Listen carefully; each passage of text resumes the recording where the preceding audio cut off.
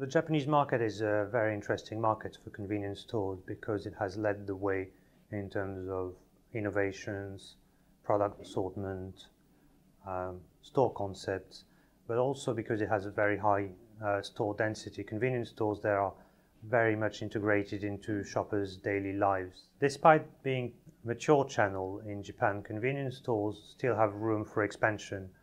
We have seen the number of outlets grow by about 10% between 2005 and 2010, and the major operators still see room for expansion. For example, Family Mart plans 1,500 new outlets between 2011 and 2016, which represent a significant amount of expansion. Japan is the largest market in the world for convenience stores. It accounts for 37% of total global sales. And if we see the proportion of convenience stores as a proportion of total grocery retailing sales, what we've seen in other markets being between 5 and 10%, in Japan it's actually around 30%. The Japanese convenience store operators are characterized by a high level of efficiency in terms of supply chain and distribution, and typically they are capable of being profitable while having deliveries of fresh food 3 to 4 times a day, which some other operators in other countries are not quite able to do yet.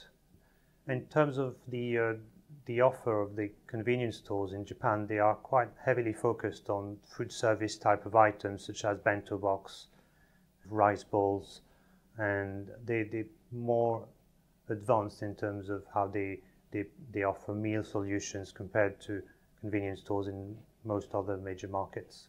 In terms of their demographic targeting, convenience stores in Japan have traditionally targeted the 20 to 40-year-old customers, more often male customers, but because of the aging population, they are increasingly trying to target the older customers, particularly the 40 to 60 years old, with new concepts and new services.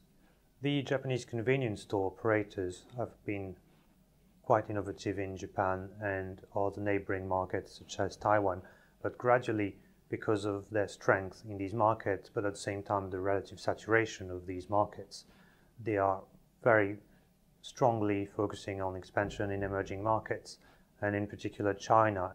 So China is the cornerstone of the expansion of Japanese convenience stores in Asia Pacific. And particularly for Family Mart. They only had 500 stores in 2010, but they're planning to open 4,000 between 2010 and 2015. Also, 7-Eleven has strong expansion plans for this market over the next 5 years. In other smaller markets like Thailand and the Philippines, of course the target numbers are much smaller, but they're not insignificant either. 7-Eleven plans to open 500 stores in the Philippines over a 5-year period. So there are also other markets that are less mature, that are still dominated by unorganized retail formats, and I'm thinking about Indonesia and Vietnam in particular. In Vietnam, we have seen a few new entrants coming. Ministop, which is one of Aeon's brands, has just entered the market recently, and that follows Family Mart, which has been in Vietnam for about over a year. As these Japanese companies are expanding in Asia, they face quite a lot of challenges with the pace of expansion that they plan. They will need to invest in recruiting franchises, but also on the supply chain level, they will have to ensure that they have a strong supplier base in these countries. They also need to have the right distribution infrastructures, and this is a long-term investment. They also need to target low-income customers with products that they can afford, and that means obviously having strong partnerships with local suppliers in order to adapt these products to their local markets. But at the same time, they want to keep their image of innovation, high-quality products that are associated with these Japanese brands such as Family Mart. And this could be a potential conflict between affordability and making these ventures profitable.